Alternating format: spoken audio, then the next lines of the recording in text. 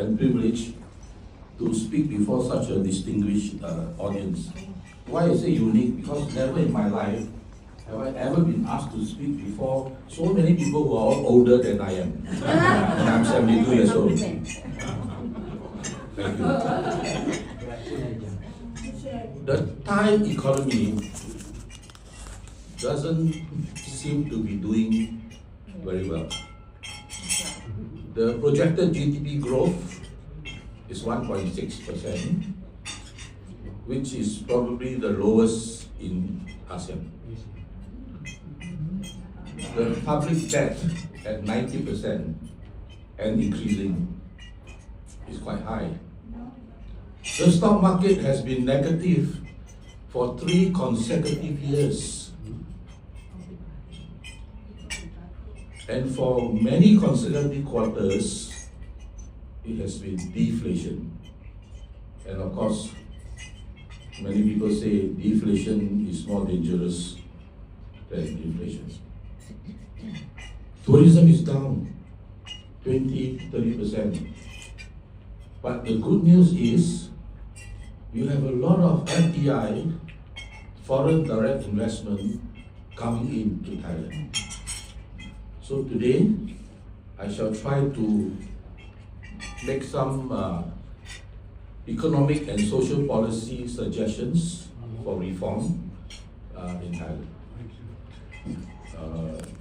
Can I have the remote? Thank you. You want the first line?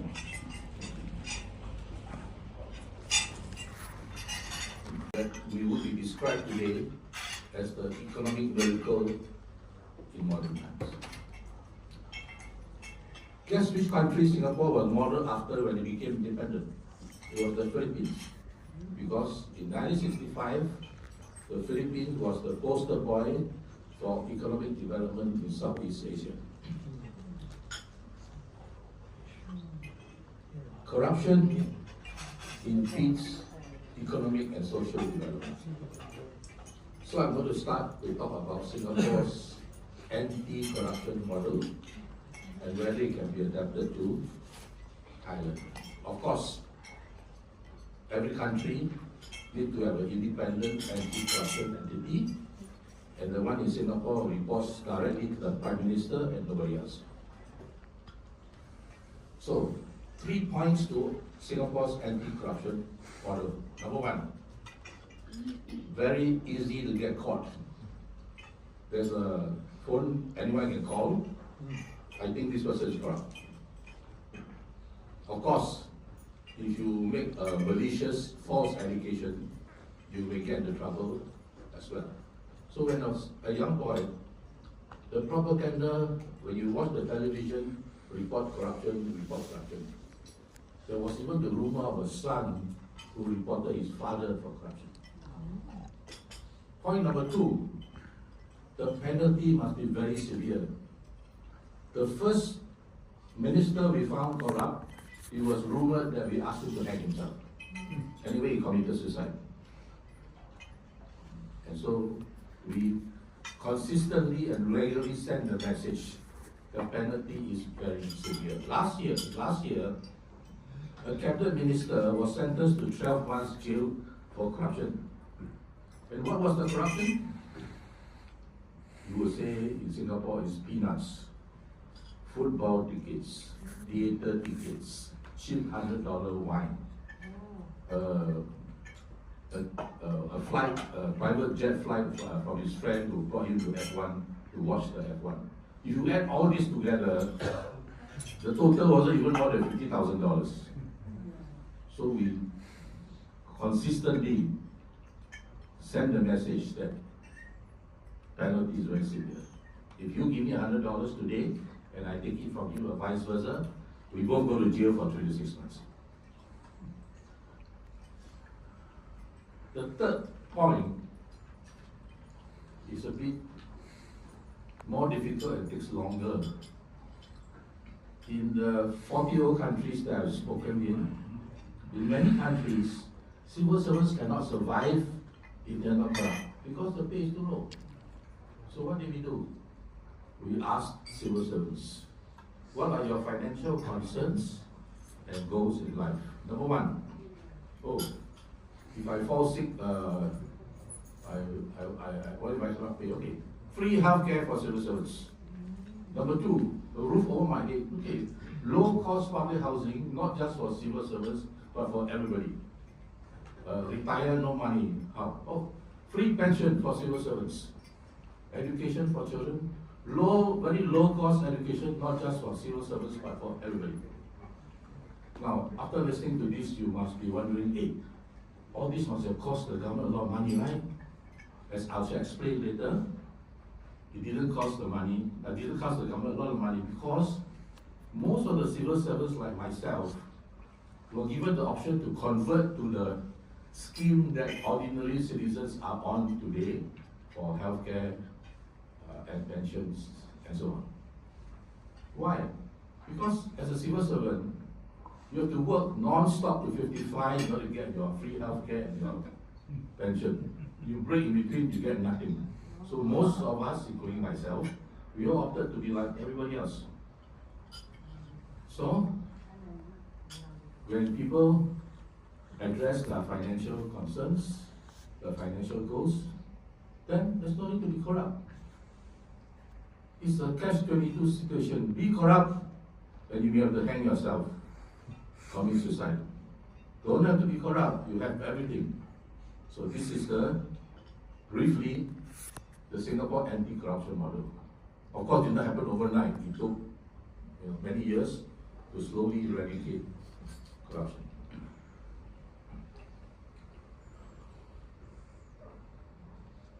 I'm often asked, can I explain in one sentence, what is it that makes Singapore an economic miracle? What is it that we do that is so different from what other people do? Our fiscal policy and the provision of public goods and services conceptually is similar to the Islamic finance concept of the sharing economy. What is sharing economy? Sharing the risks and the benefits between the stakeholders. So, in the case of a nation like Singapore, sharing between the people and the state. In most countries, like I just met Nick from the UK, if I may use UK as a great example, in most developed countries today, they have a big problem.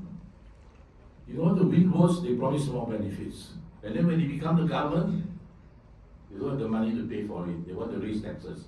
And then cannot happen. Then they try to cut benefits.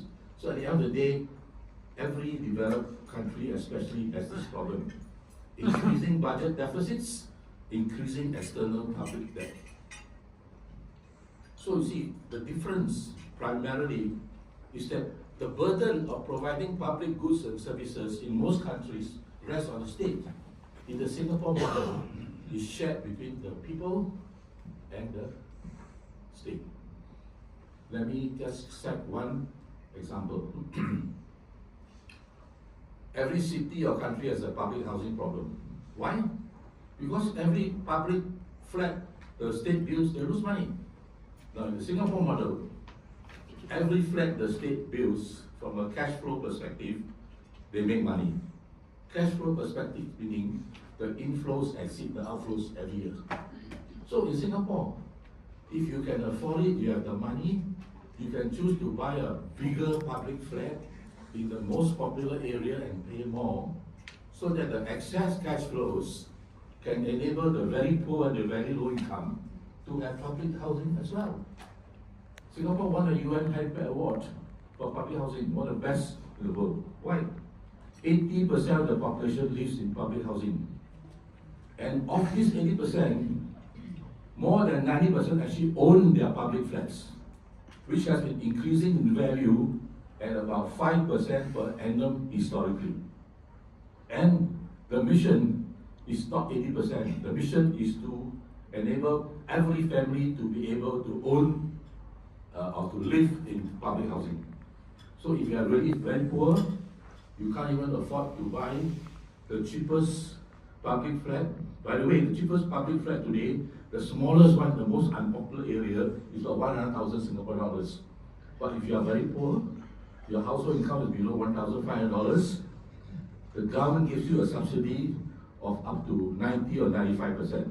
So instead of 100,000, you just pay 5,000 because you are very poor, you are very low income. If you are so poor you cannot even afford the 5,000, you can rent public flats in Singapore from 26 Singapore dollars monthly, slightly more than 100 baht.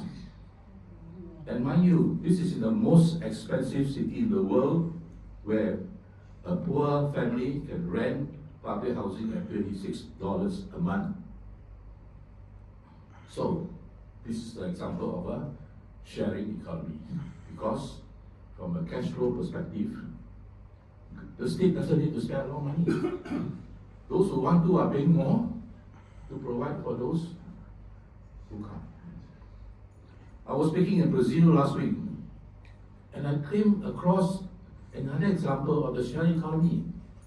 The Presbyterian University in Sao Paulo has 45,000 students. 20,000 of them attend free, no tuition. So I asked, how do you do that? Oh, the 25,000 pay enough to enable the 20,000 to have free, and of course the university is part of the charity foundation, they put up the rest of the money.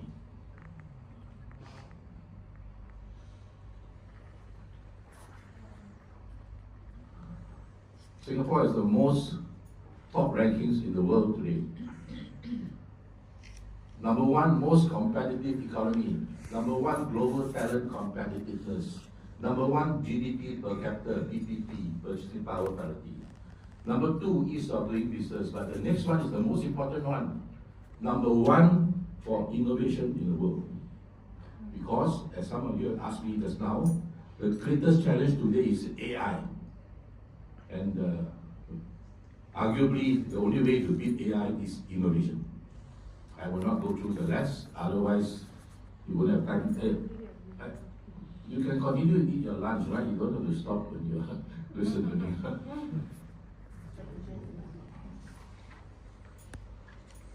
The price of the economic miracle. We are the most fatigue tired nation in the world, most depressed nation in Asia, third or fourth lowest birth rate, 129 for press freedom, and so on. So, you think Singapore does not have problems? We have a different set of problems. Because, arguably, we focus too much on economic development, such that we ignore perhaps the more important parts of being alive as a human being, to have a balanced life. I'll give you one example of how the focus on economic development may have caused the birth rate to be so low. Now in Singapore, if you are a high income lady with children, you can get a tax credit of up to $80,000 a year. This is a tax credit, it's not a tax deduction. It's an offset of 80,000 on the tax that you pay. It's not 80,000 offset against your income. Now, if you are low income or you have no income, they don't get a single cent from this population tax benefit. And I think this is the reason why the birth rate is so low. If, like most other developed countries, you pay the same amount of money to every mother, regardless of their income status, I'm sure they will have more children. But then why do we have a policy like this? Because in the beginning, I guess, they felt that if a mother has children and stops working, it's a loss to economic activity. And so we have to motivate the mother to continue working. And what better way than to give more money? Well, this is the story of what I call don't focus too much on economic development. It can have quite undesirable consequences. By the way, you know, BBC study said that we were the fastest walkers in the world. What does that tell you? We are one of the most stressed societies. Okay, do I look very stressed? Actually, I look very tired because, like I told you, I was speaking in Brazil last week. It's a 36-hour flight. I came back on Saturday. So many of you have asked me, how was the flight from Singapore this morning? It was great. 1 hour 55 minutes compared to 36 hours.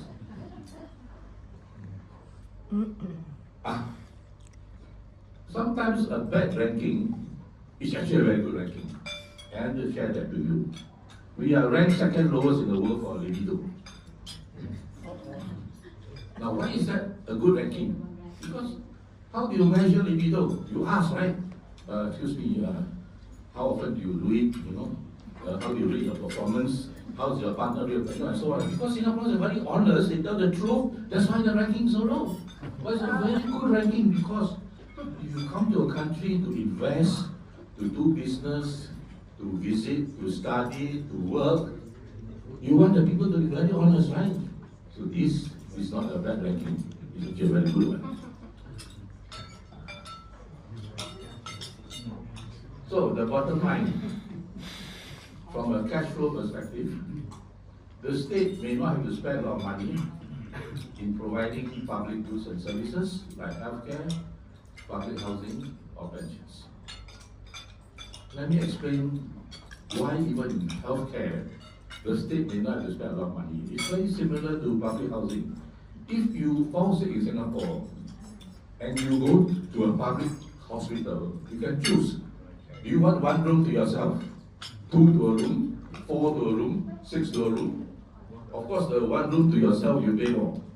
But at the same time, if you pay more, you can choose your doctor. You can choose the best doctor in the hospital. If you pay less, the computer will at random select the doctor for you. You also have priority in tests. If you pay more, you get your test faster than those who pay less. But of course, if it's an emergency, no matter more or less you pay, you get the same priority. So here's another example. Those who can afford and want to is paying more, so that those who are very poor can actually have quality universal health care. You know, if you're very poor in Singapore and you go to a public hospital, it can be totally free. Of course, they need stats to see your income and your access and so on.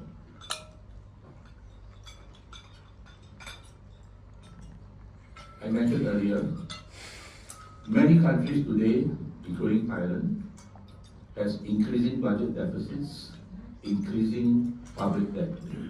The Singapore model, in roughly 4 out of every 5 years, we have a budget surplus. Last year, the budget surplus was a record 15.6 billion Singapore dollars. That's 60 billion Thai baht budget surplus. And our reserves, estimated to be more than 2 trillion, is the highest reserves per capita in the world. We also have one of the lowest external public debt in the world. So, the buzzword today is sustainable development. In most countries, it's not sustainable because they keep on borrowing more, they keep spending more. And one of the biggest problems today, particularly in Europe, like France, is pensions. Now, in the Singapore model, every person who earns an income contributes a percentage of his income to his own pension account. The state takes all this money to invest and they pay a fixed, no-risk interest to the members.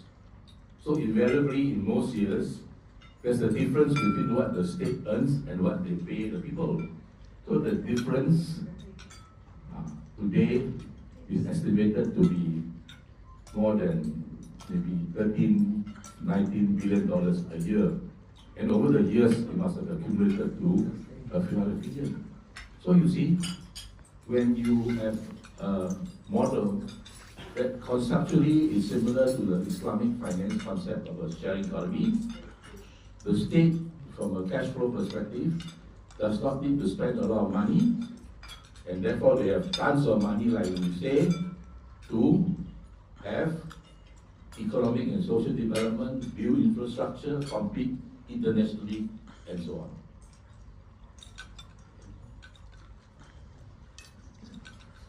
So the issue is, you say, sharing between the people in the state.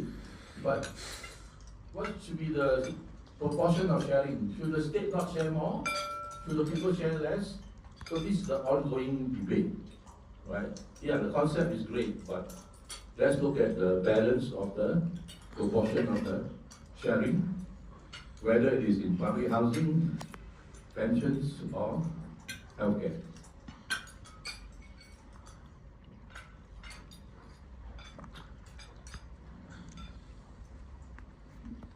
There are sovereign wealth funds in many countries. There are national pension funds in many countries. Most of them, what they earn, they pay to the members. So imagine if the state just keeps maybe 0.5% of the return of all the pension funds in the country. Don't you think it will still have a lot of money to enable to do them to do the wonders? And this has created slowly over the years what is now described as the economic miracle in modern times.